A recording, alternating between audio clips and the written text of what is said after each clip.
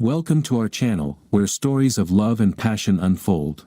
Let's begin our exciting journey into the world of human relationships.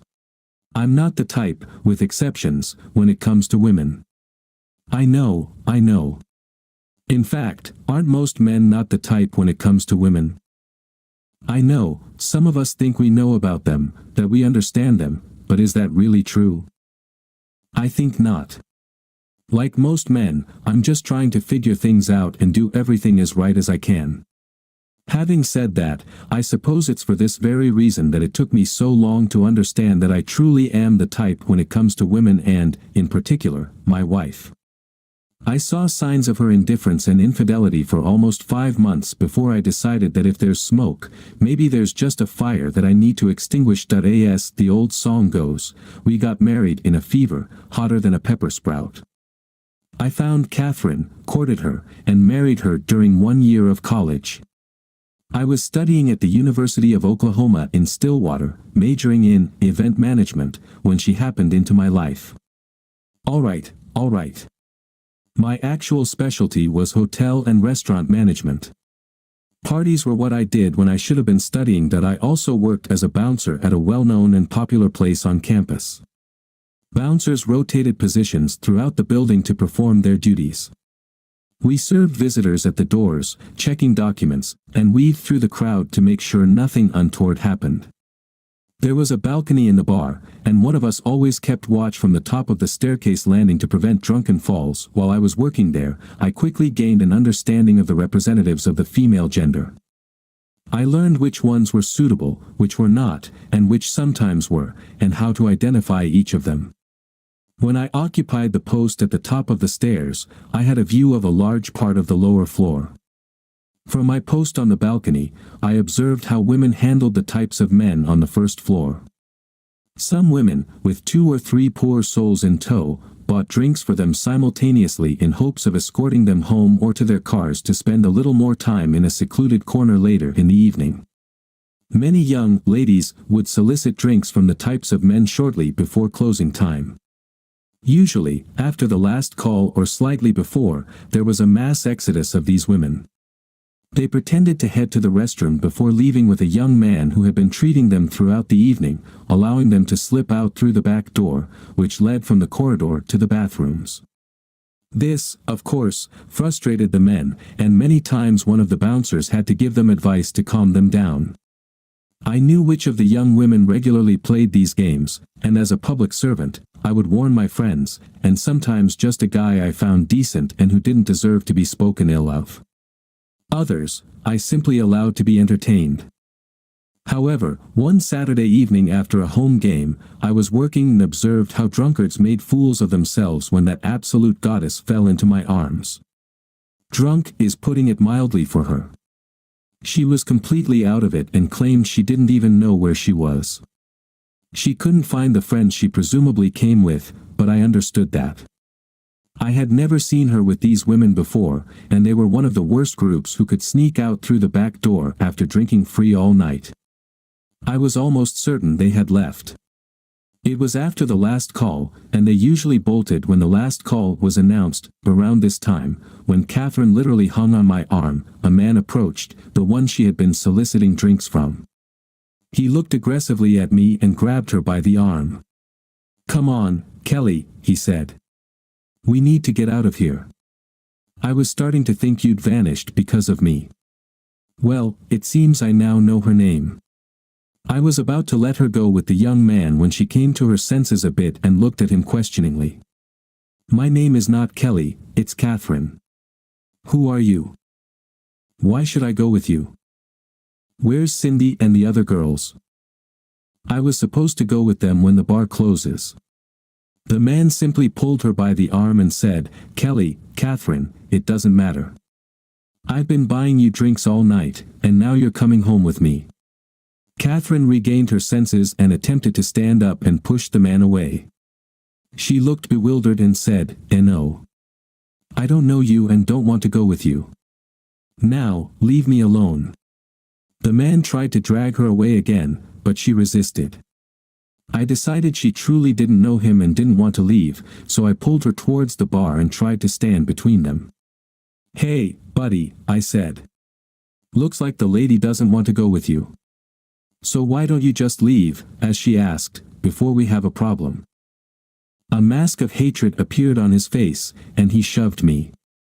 "Back off, jerk. This chick is with me, and we're leaving. And now drop it, if you know what's good for you." I stepped back a bit, then grabbed him by the arms and swiftly spun him around, pinning him against the wall. He yelled in pain as one of my bouncer colleagues approached. "You got trouble, Dave?" "Nope. This guy wanted to take the lady with him, but she didn't want to go." He didn't want to take no for an answer, but I think he understands now, doesn't he? Saying this, I pulled the troublemaker's arms a little further up, and he cried out in pain and rose onto his tiptoes. "Oh, yeah, I get it. Just let me go, man."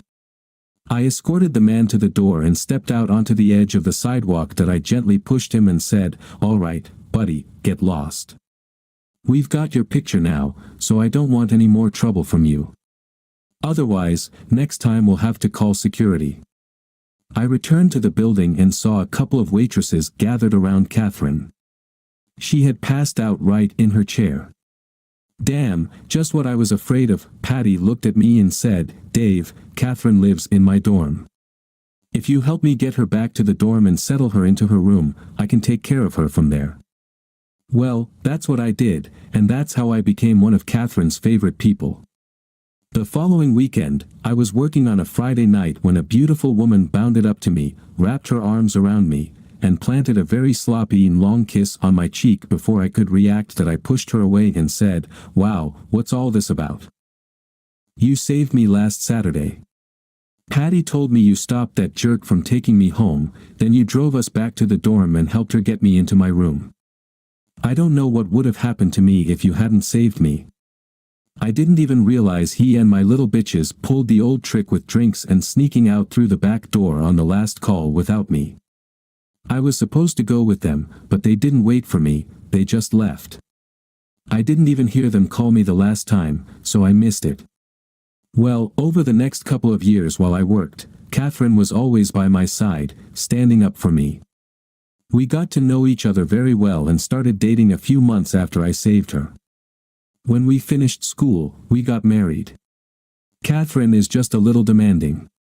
She loves parties and dancing, enjoys good food, and likes to drink fine wine.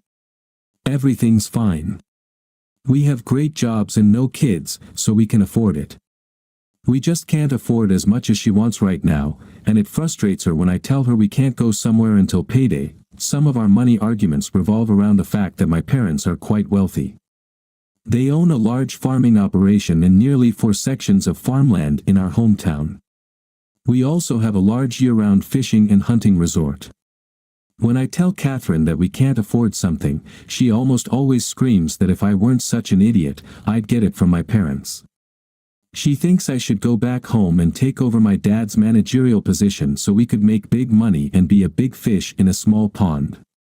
I've told her multiple times that I'm here, at this job, to gain some real experience and learn how the big boys do it before I go back to our company. The resort manager plans to retire in just 3 years, and by then, I'll take his place. But for Catherine, it's not fast enough that I began to receive snide comments about my ability to earn enough to pay our bills.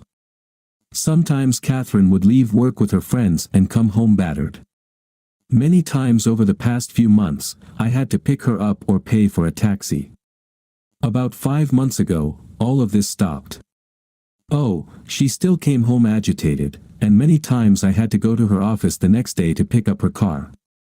Sometimes I had to drive her to her favorite bar to get it, but I never had to pay the taxi or pick her up. Once or twice, I found her asleep on the floor in the living room when I came down the next morning. I wondered how she got into the house if she had passed out on the floor behind the door. Finally, after several arguments, I decided to find out what was really going on. I did what many men do in such situations. I bought voice recorders and put them in Catherine's purse, in the car, and even one in her office, hidden under the desk. I listened to our landline phone and bought the necessary equipment to copy her mobile calls. What I learned killed my love for her. She was having a sexual affair with one of the men she worked with. Many late nights and Saturday shopping trips with the girls over the past 5 months had been her liaisons with the old good-for-nothing Gregory Anders. He was one of those obnoxious salesmen you hate. Greg was arrogant. He had a slick smile and ingratiated himself with his best. His only salvation, or perhaps not, was that not only was he the highest-paid salesman in her company, but also his father owned the damn place that I had enough recordings to understand two things.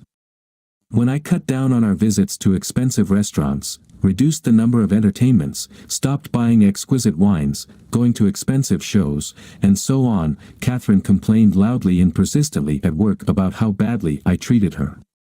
Gregory noticed that Catherine was unhappy and began to watch the women during their nightly walks. He spent money, bought them drinks, and generally showed them a good time until he caught Catherine's interest. After that, he managed to persuade her to meet him for lunch at a fancy bistro. Once she was hooked on his extravagance, he invited her to dine after work in luxurious establishments. After a few weeks, Catherine succumbed to his charms and began to spend time in bed with Gregory. He started giving her orders, and, to my shock, she obeyed them. All he had to do was threaten to stop his generosity, and she complied with his demands. I even had recordings of him telling her to cut down on the amount of sex we were having because he didn't want my sloppy seconds. He told her that she needed to make sure that at least 24 hours had passed between sleeping with me and sleeping with him, otherwise he would dump her. He said, "I refuse to have sex with my woman after she's been with someone lesser. I don't care how you do it, but you need to make sure you're clean before coming to me." Our sex life quickly declined and revolved around old good Gregory's trips out of town for sales and on Sundays. He was never with her on Sundays, so it quickly became my only guaranteed day of love. I must admit I really didn't care once I found out what was going on. I kept that cheating bitch around as long as I could, only because I was preparing for a divorce. Luckily, we had only been married for about 27 months, and we didn't have any kids yet when I found out about old good Greg and Kate. She can't stand being called Kate, so that's how I think of her now. We rented a pretty nice apartment and bought 2 new cars. Of course, she had to have a BMW. I was quite happy with my 2010 F-150 Super Crew 4x4, which I bought new when we finished college. When we went somewhere, she refused to ride in that damn old truck and insisted we take her car. Of course, we rarely go anywhere together now. I just do enough with her to keep her in the dark. Today begins my revenge on Kate and Greg. She has a date with him tonight. She's scheduled to meet him at the mall at 6:30 in the evening. They're going to have drinks and then dinner at the new French restaurant. After that, they're going dancing. She told me she's meeting up with the girls for a baby shower party. Kate stepped out of the shower at 5:30 and began to dress. She was ready to leave by 6. That was just enough time for her to get to the mall and meet Greg. I waited in the hallway by the door of our bedroom until she emerged. I barged into the room and enveloped her in my arms. I kissed her and began to caress her. "Damn it, Dave, stop it. You know I need to meet the girls at 6:30. I don't have time for this, and besides, you'll mess up my makeup. Sorry, darling. I just need you so badly. How about a quickie now, and then we can really go at it when you get back home?" "No. I don't have time, Dave." I pushed her back until her legs hit the edge of the bed. I already knew she was wearing thigh-high stockings and bikini panties. When her legs touched the bed, she fell backward, and I leaned over her. Damn, I was going to miss this pussy that I really needed this release, and I wanted to make sure she got the full load that I kissed her and stepped back. She yelled about how I messed up her makeup and how now I've dirted her. She headed to the bathroom to fix herself up, but I grabbed her and dragged her to the door and down the hallway. As we passed by the table where she kept her purse, I picked it up and handed it to her. "Sorry for taking so long, darling," I said. "Though I really needed it." "Thank you. Here's your purse. If you hurry, you can still make it and not be late. Say hi to the girls for me." You can blame me for making you late. Tell them I apologize. But I need to freshen up. I can't go into town looking like this. No, you're fine, darling. We've done it often, remember. No one will ever know. Now go and have fun, baby. Kate glared at me and turned to her car. That was all I could do not to laugh. I sat, waiting for the recording to see what the jerk thought about getting her dirty that night. Oh, guys, he was mad at Kate. I heard them kissing and moaning as they entered his apartment. There was a lot of rustling sounds, then I heard Kate say, "Greg, darling, I'm sorry, but Dave made me make love to him before I left. Let me go clean up before we get into bed." What? I told you not to let that little bastard near you. I heard a slap, and Kate screamed. Now drag your ass to the bathroom and freshen up. I couldn't hear anything else because Kate had apparently left her purse in the living room, and they were fucking in the bedroom, but inside, I was happy. I had angered old Greggy, and judging by the sound, maybe he even slapped Kate. I didn't see a bruise, so I assumed he just gave her a slap. The next 2 times I knew Kate was going to be with Greg, I made her sleep with me. In fact, every time she left the house, I made sure to leave a load in her in case she was really going to meet Greg, rather than doing the innocent thing she told me she was doing. Greg was getting angrier and angrier. He called her a cheater and other horrible names. Almost every time she cried before he roughly took her. It was so cool. I would sleep with her and she would leave the house crying in fear of Greg, then he would be rude to her and yell at her and she would cry even more. As far as I know, he hasn't hit her again since that first time, and I suspect it was just an ass spanking, although the last time she was with Greg was bad. I had had enough, and I decided that my revenge was over. I arranged everything to hand her the divorce papers during her Saturday date. I even provided Greg's wife with copies of the recordings and photos I had. No, I didn't have photos of them engaging in dirty deeds, only of them dining, dancing, and kissing in his car. That was enough. I paid extra for Kate to be serviced after they reached his apartment in the city. It was actually an apartment rented by his father's company for corporate visitors. Both Greg and his father used it for their affairs with women they weren't married to. Oh yes, I was also kind enough to send Greg's mother photos of his father and his secretary fooling around. Damn, why not be a good guy? The staff greeted Greg and Kate in the condominium lobby.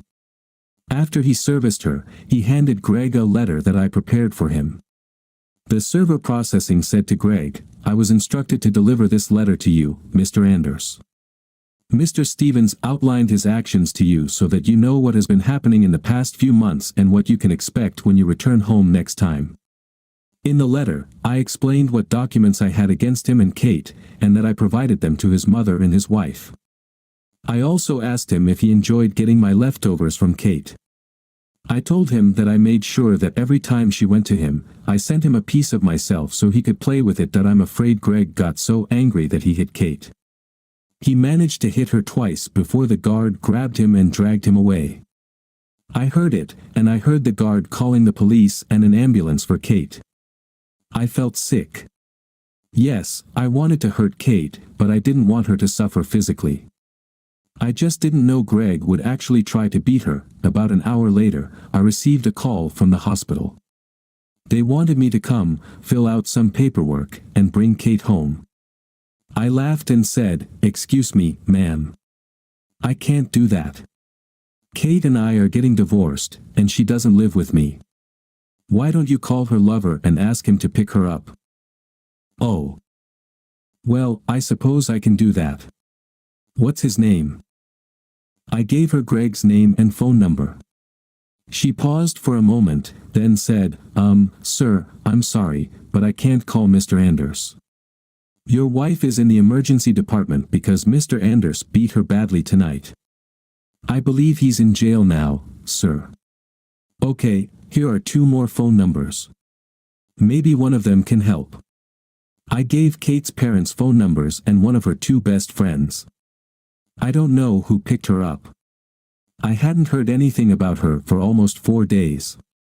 On Wednesday evening, I left work and found Kate waiting for me by my truck. When she saw me, she slowly got out of her car and approached me. Kate had tears in her eyes as she stood before me. "David, darling," she said. "Can we please talk about everything? Please." "No, Kate. There's nothing much to talk about. You cheated, and I caught you. Now we're getting divorced," I said. "But I don't want a divorce, Dave. Can't we just end this? I have nowhere to go. Please, I need to come back home. I promise I'll do better if you just let me come back home and let me make it up to you." "No, that's not going to happen, darling. I heard Greggy had to move into your little love nest. Why don't you move in with him and his daddy? I bet they'd be happy to take care of you." I walked around Kate and got into my truck. As I closed the door, she stood there crying. She didn't move until I was out of sight. And now another thing I didn't understand about women. Kate worked full-time and made almost $36,000 a year. Why didn't she have enough money to rent a place like me? Why did she move into that damn apartment with Greg and his father? I don't know. What I learned from the police report is that Greg and his father beat her so badly that she died after 3 days in the hospital. She obviously angered them when she refused to let them both have sex with her. She thought she was Greg's mistress, and they would get married after the divorce, according to the statement she gave to the police before her death. Now I really feel like shit. Kate destroyed our marriage in search of a better life. I killed Kate with my stupid revenge. I raised my eyes and said, "Bartender, give me another one. I need to end this shit." I floated, and the world spun, and then damn mule kicked me in the head. There were dozens of people standing over me. I peeked under the short skirt of a goddess. She looked down at me. Shock reflected on her face, and she dropped to her knees beside me. "David, is that really you? Why the hell are you so drunk that you fell off your bar stool?" "Patty?" "Yes, Dave. I would ask how you're doing, but I don't think you're in any condition to tell me. Let's get you up and see if we can sober you up a bit." Patty and one of the bouncers helped me to her booth. She gave me some coffee. I made 2 trips to the bathroom to get rid of the coffee and most of my insides. Thank God I didn't have to clean up after myself. After a couple of hours, at least I was able to speak without much trouble. Patty demanded an explanation of what I was doing so drunk. I told her the whole story you just read and said, "So, you see, Patty, I killed her. I don't know what to do now. I hated her for what she did to me, but I didn't want her dead." Patty sat in shock. She stared at me with her mouth open. Finally, she reached out and hugged me tightly. "Dave, some of what you did was pretty rotten, but you didn't kill her. That bastard Greg killed her. You couldn't have known he would do that." Patty sat for a while, staring into the distance, then said, "You know, Dave, I'm partly to blame for this too. Now I regret never telling you about Catherine when we were in college. Even after you started dating her, she had her eye on other guys. If they had a lot of money or none at all, and they were willing to spend it on her, she'd sleep with them. Often in the evenings, when she wasn't spending time with you at Joe's, she was out with some guy with deep pockets. How do you think she afforded all that expensive clothing she wore? I never told you because back then you weren't exceptional, and I really didn't think you'd fall for her tricks and marry her. Damn it, you worked at Joe's and knew the kind of scoundrels who hung out there. I thought you were just chasing after her for sex, like other guys. So, you see, I'm also somewhat to blame that I sat and looked at Patty. Even in college, huh? Damn, I just don't understand women. I thought we were doing okay.